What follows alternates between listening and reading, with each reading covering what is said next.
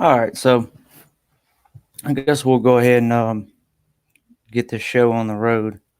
I wasn't planning on doing a video today or this soon, but I decided to anyway. So, quick disclaimer. First of all, when I make videos on certain topics, that's not an implication of somebody that I think is guilty or has done something. Today's video is going to be about Kathleen Zellner's motion to supplement previously filed motion for post-conviction relief. So most of my information is going to come straight out of that motion. And then if I have some other points to add to that, I'll do it along the way. But so there's no implications as far as my views that I come to a conclusion that someone is guilty of something, that I won't come forward with that conclusion. But at this point, I'm years behind on actual research. So some of this is very repetitive to most of the people watching this video. The analogy that I used is preaching to the choir. So the preacher, he develops his sermons. You have your choir members, you have your people that has been going to the same church for many of years. They've heard some of the same sermons from the same pastor. But you might have one or two people that's new to the church that hasn't had that sermon. And maybe some of the choir members, maybe some of the people in the church need to hear that sermon again. So that's the analogy that I use when I go over some of this. It's not to preach to the choir, but maybe it will invigorate or refocus certain topics in people's mind. So the topic today, as I stated, it's about motion, just the previously filed motion of post-conviction relief. And specifically, the topic today is talking about mainly Bobby, a little bit about Scott Taddick. So the choir, or us, most people, remembers all of what was shown in Making a Murderer from Brendan Dassey's, I'm sorry, from Bobby Dassey's testimony. Most of all of everybody has read his statements. They've read Scott's statements, so some of this isn't new. But this is what I want to focus on. So Bobby was interviewed again November 17, 2017. And in this motion that Zellner filed, there's a lot of things, statements, as with a lot of these different things. So one thing in particular I want to point out today is Bobby Dassey claims a bunch of different things. His timeline is really scattered all over the place. So, for instance, when he wakes up, he says that first of all, he claims that he wakes up and that he sees Teresa Halbach taking pictures of the van. He says he takes the quickest shower in human history and gets out of the shower and sees her walking towards his Uncle Stephen's house. Okay. Then he goes hunting. He gets in his truck.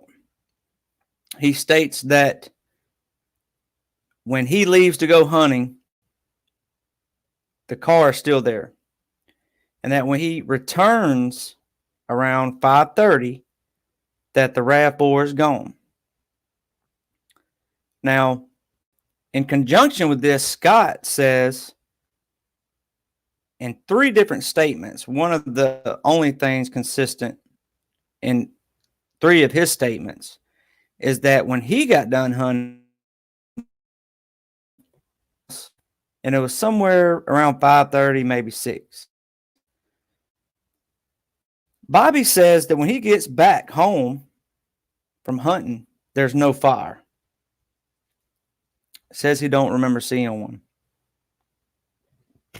Well, Scott arrives essentially at the same, not at the same time, but like in the same time frame, and he claims in all 3 of his statements that there was a fire already going. Now, there's many of inconsistencies in Scott's statements about the size of the fire and where Barb was at when he pulled up. One of his statements, he said that she was was standing outside with Stephen and one of her sons. Another statement he gives says that she came out of the house when he pulled up to get her to go see his mom. So, right off the bat, if you start comparing statements, if you start comparing a bunch of different items throughout these interviews, you automatically start getting inconsistent stories. Not only when you compare them against other people's statements, you get inconsistencies within their own statements. So, another thing, some other key points I took out of this. He claims on November 2017 that he left for work around 9:20, and at that time there was a fire.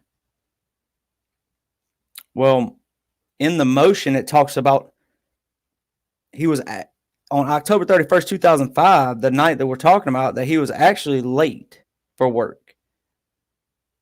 That in one of his other statements, he said that he was almost 2 hours late for work that particular night, and that he didn't leave the Avery salvage yard until 11:30 p.m.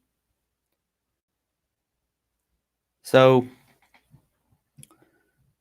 once again, you have another concerning inconsistency throughout his statements. Now, another thing that I thought was interesting is he claims, Brian Dassey claims that Bobby, when talking to the Wisconsin Department of Justice, claims that Bobby told him that he's seen Teresa Halbach leave the property. Okay. Well, Bobby states and has stated that he never talked to Brian about this particular topic. When they asked him on November 17, 2017, well, has there ever been a time where you spoke to Brian Dassey about any of this, about Teresa Halbach, about Stephen Avery, or anything? And he says no. So he wants the investigators to believe that he has never spoke with his brother about this enormous incident surrounding everybody in his family in one way or the other.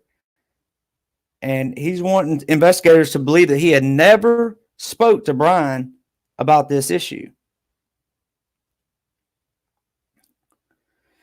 Another interesting thing that I pulled out of the motion was the same interview, November 17, 2017. He claims that the computer was never in his bedroom, that his bedroom was too small. In the motion, Zellner points out that Sergeant Tyson has video footage on November 12, 2005 of the computer in his bedroom. Now, we all know about the things that were searched on this computer. We know who it is that is implied to be searching most of these things. And they actually break it down in the motion, and they compare timestamps with what was searched to the most common times that people in the house were home. So Bobby is typically home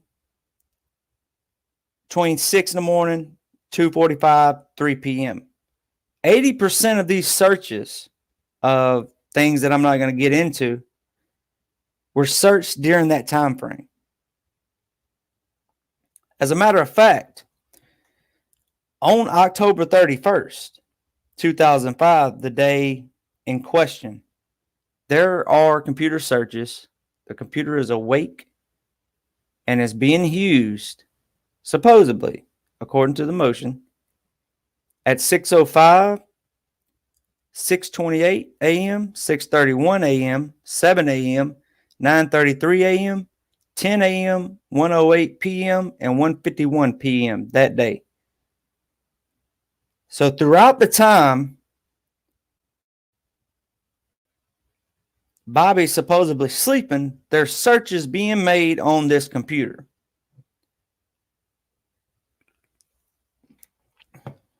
When asked about searching for porn, he claims he did search for some porn, although he wouldn't admit to searching for the things that were searched for on that computer.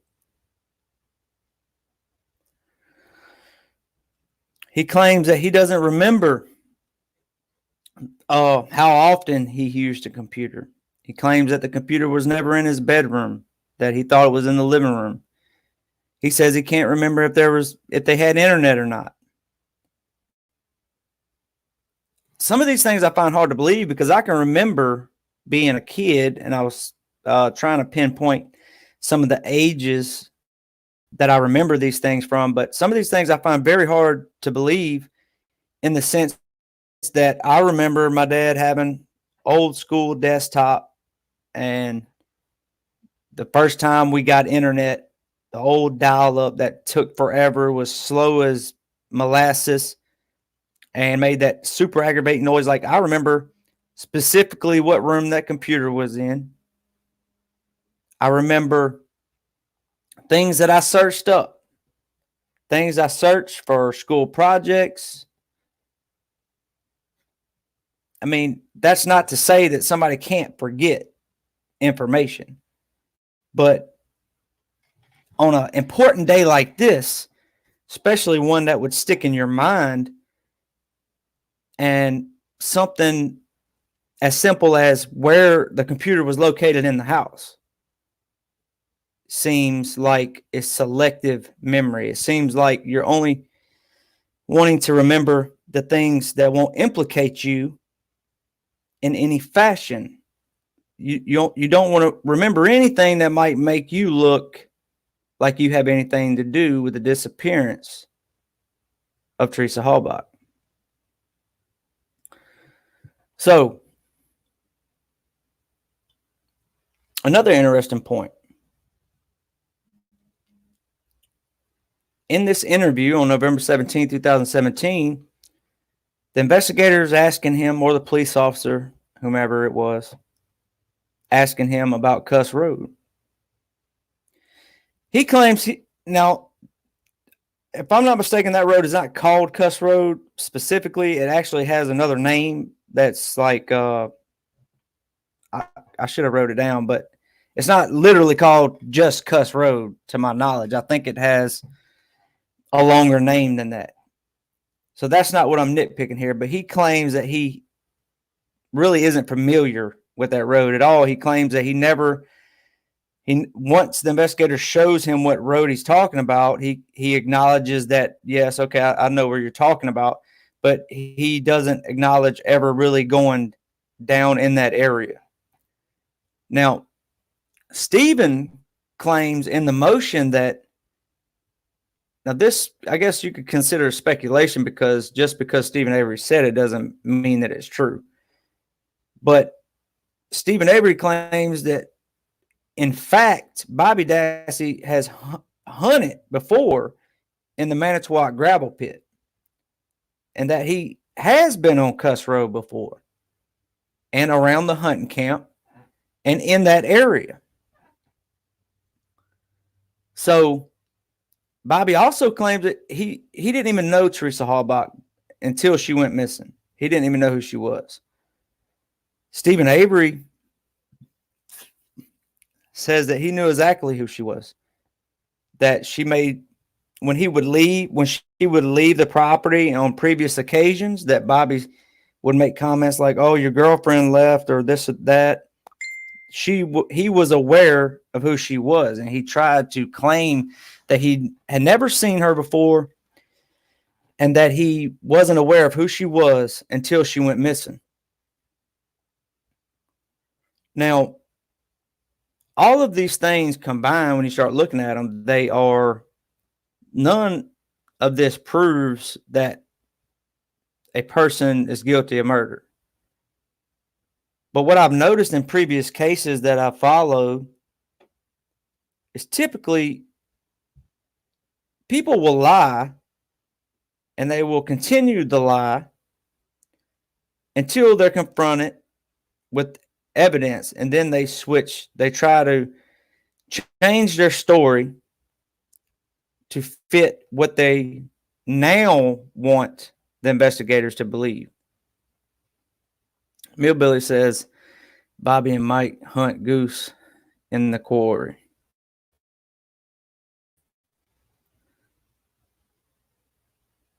I find it hard to believe that you would live that close and then all of a sudden try to distance yourself from that area. You know, trying to act like, "Oh, I've never been back there. I don't go back there at all." Another interesting tidbit is that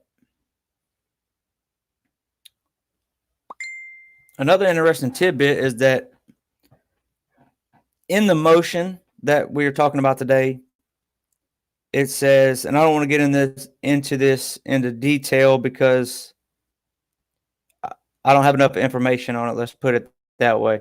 But Bobby Dassey's cell phone, he claims he went when he left his house to go hunting, but that his cell phone actually pinged off a tower almost 6 miles west of the Avery salvage yard.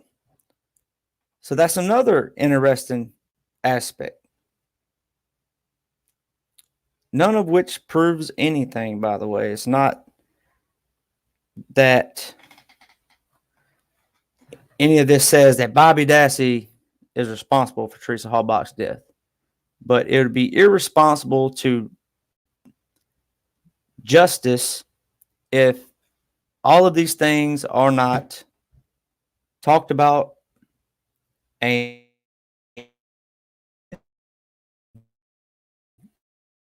she's trying to get Stephen and Brendan out of prison and find the real killer, trying to find out what happened to Teresa Halbach. Now, there's also folders on the computer that were created. Of Teresa, they have folders of Stephen. They have folders with DNA information in there. Those folders were created within the times that Bobby Dassey would have been at the house, between 6 and 3 p.m. There's also MSN messages on Messenger between Bobby Dassey and 14-year-old girls, 15-year-old girls. I was made aware of one comment where Bobby Dassey told a 15-year-old girl that he wanted to meet her behind an abandoned building to, in a sense, the scenes from the movie Saw. If you haven't seen the movie Saw, it's quite graphic to say the least. It deals with murder and wicked type puzzles and stuff that you would have to solve and do bodily harm to yourself to escape from death, essentially. So, in a sense, to me, this motion proves at a minimum that Bobby Dassey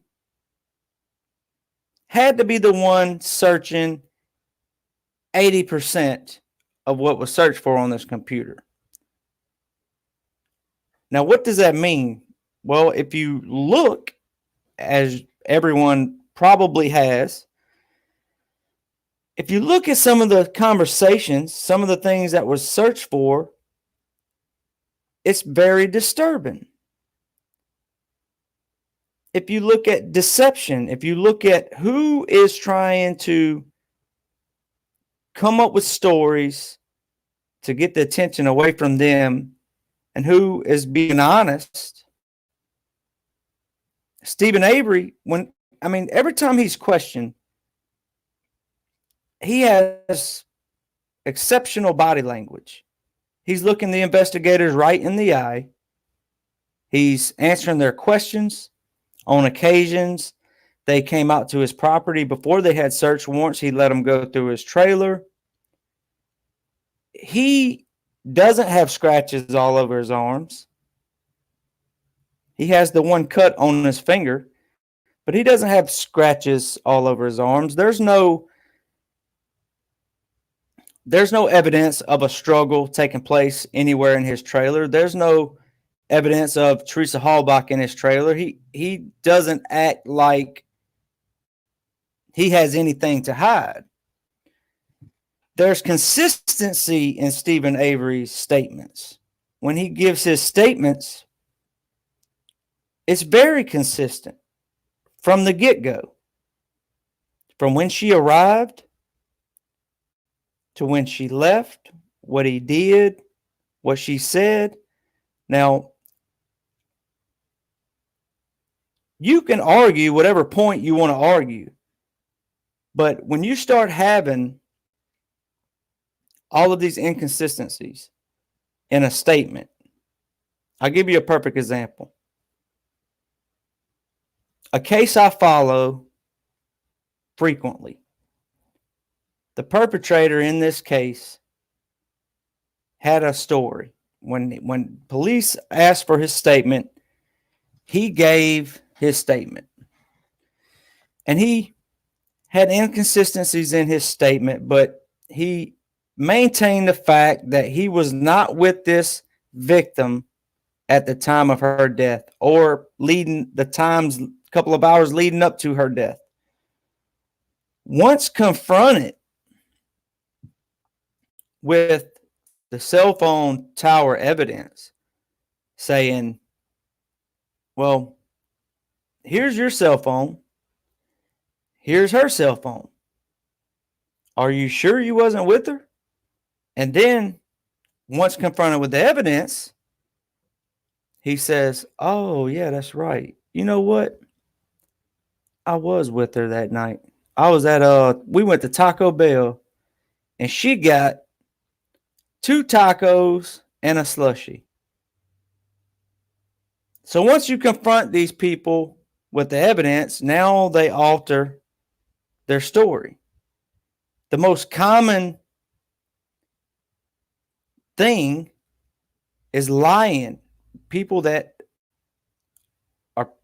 have committed the crimes, they're not going to come out with the truth right away. You got to present them with evidence, just like Chris Watts. I'm not sure if any of y'all have followed his case. God almighty, man. I cannot even, and I know I'm getting off topic here, but if you haven't seen any documentaries or anything on Chris Watts, the guy that murdered his pregnant wife and his 2 little girls, if you can stomach it, I would highly suggest to find and watch those documentaries. I mean, I can name case after case after case after case. These people that commit these crimes, their stories don't add up. Once they're confronted with evidence, they change their story. So Chris Watts, I mean, he's seen on tape loading something into his truck from his neighbor's camera. And he kills both of his little girls and his pregnant wife, takes them out to this oil site, puts his 2 girls in oil tanks, and buries his pregnant wife. Comes back home and acts like nothing happened. The people that commit these crimes are absolutely insane. I'd be willing to bet that, I don't even know the word that you would use for this, but I would be willing to bet that, I don't want to say demon possessed, but they're some of the most psychotic people that you'll ever meet. Somebody that can go through these acts and then come home and act like nothing happened. But one thing to note in the Chris Watts case is when the investigators got to his house, his body language, he's fidgety, he's visibly shaking, he's sweating. You can clearly tell that he's hiding something. Quentin Tellis, poor body language. Stephen Avery, calm, talks to the reporters, talks to the investigators, looks them right in the eye. His voice isn't shaken. His story remains consistent. If Stephen Avery were the killer, he would have to be the coldest, most well-rehearsed actor that has ever committed a crime like this, because he's too calm. By getting off track, I want to go back to Bobby real quick.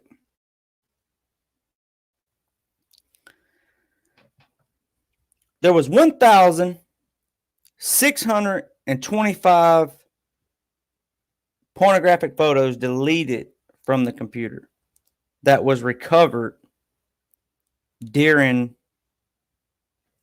the, when the researchers, they took the computer to the lab and they, I guess, accessed the hard drive, because once you delete something from a computer, it's not really deleted.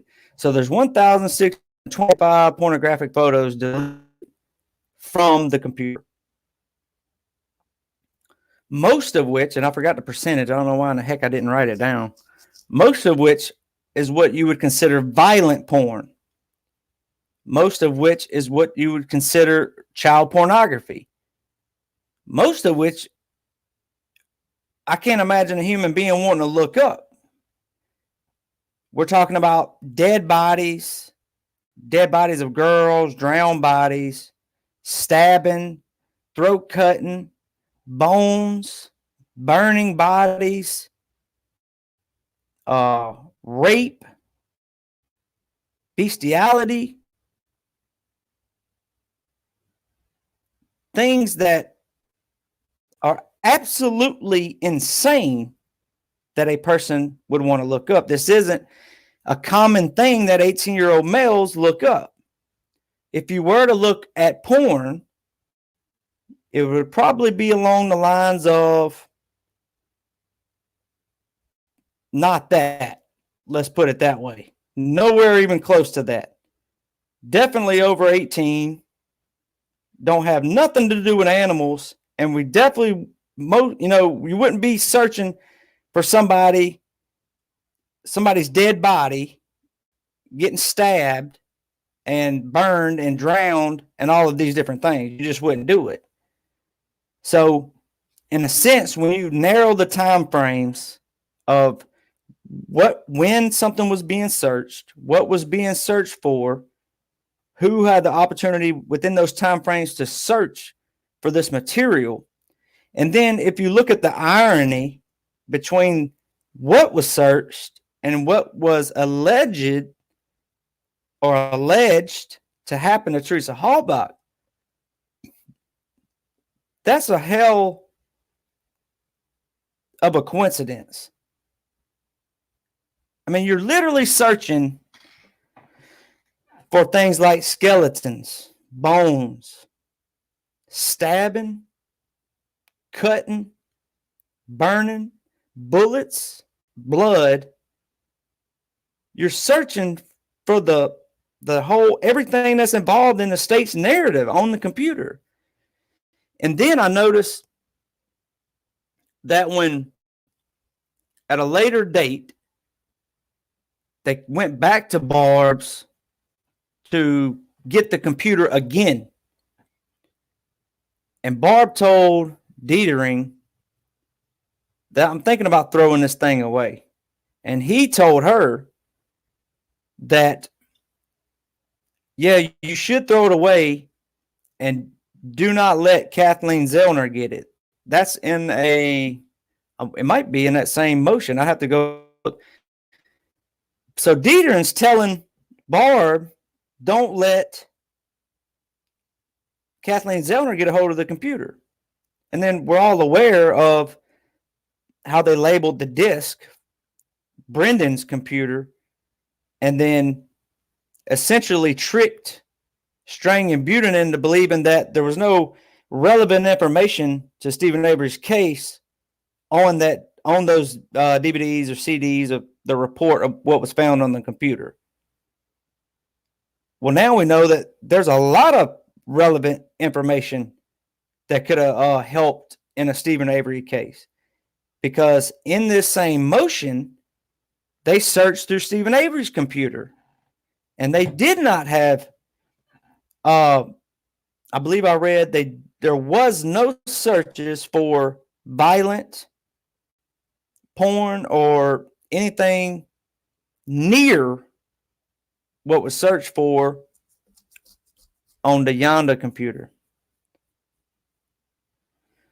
And one of the statements, Barb claims that her, at the time, husband, Tom Yonda, in one of her statements, she claimed that he never looked at porn. And then in another statement, she claimed, well, he did have some DVDs or VHS or something, and he every now and then he would look at some on the computer as well. So selective memory plays a huge role in this. And the fact that nobody can get their story straight other than Stephen is one of those things that, now I understand that Bobby's not going to come forth with this information and be like, well, yeah, look, I didn't murder Teresa Halbach, but I did kind of search for like 11-year-old naked pictures and 13-year-olds, and I searched for people getting stabbed. Nobody in their right mind would tell the investigators, yeah, I actually searched for that. But the way it was hid from Stephen's attorneys,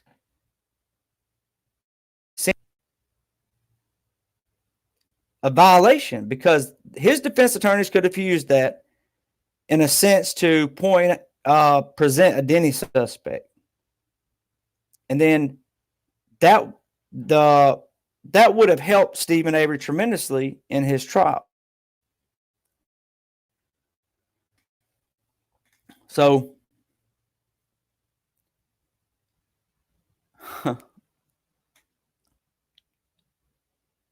Jody was on the computer way more than Stephen anyway. He brings it up in a casual conversation on the jail calls.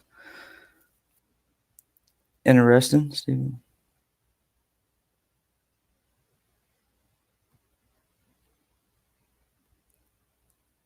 Well,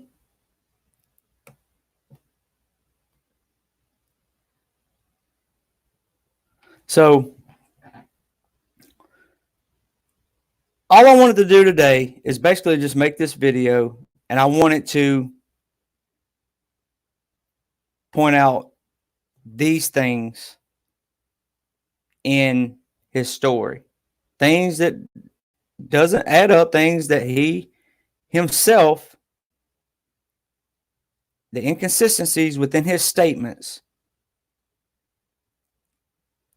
And that's all I'm trying to do. So I'm not sure what happened the other day, but there was some chatter going on about different people not wanting to bring these issues up. And I'm willing to bring them up. I don't care. But as I first stated in the beginning of the video, this doesn't imply anything. All of this combined doesn't mean that Bobby Dassey did anything. But if the day ever came to where something did prove that, I'm not going to shy away from that hand. But when you have all of these different inconsistencies in your statement, you're supposedly saying you're leaving work at 9:20, leaving the Avery Salvage Yard at 9:20, but you don't leave. You actually was 2 hours late, or you didn't leave till 11:30. And then you're distancing yourself from all of this other information, from the information on Cuss Road, saying that you never hunted in the quarry or the Manitowoc gravel pit. And you're trying to say that the computer wasn't in your bedroom, that you hardly ever searched on it. You can't even remember if you had internet back then. It begs to question, what is he hiding?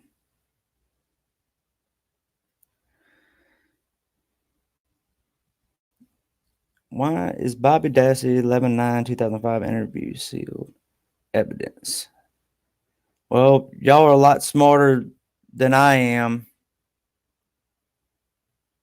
So that would be something y'all would have to tell me. But it's very interesting.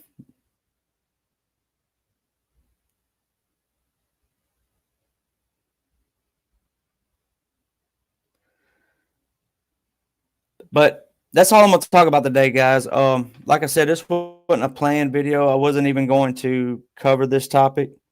There's a reason why I did,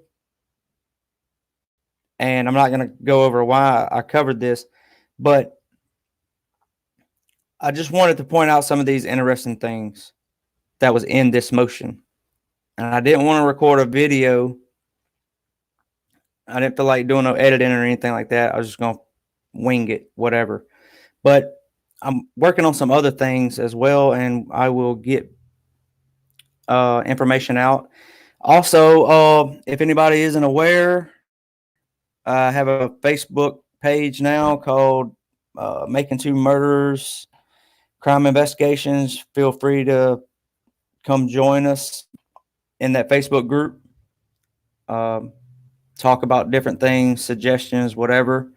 And I'm on Twitter at Whitehead0487. And if you haven't subscribed to Foul Play, make sure you head over to Foul Play and subscribe. And that's going to be it for today. And I appreciate all of you guys' support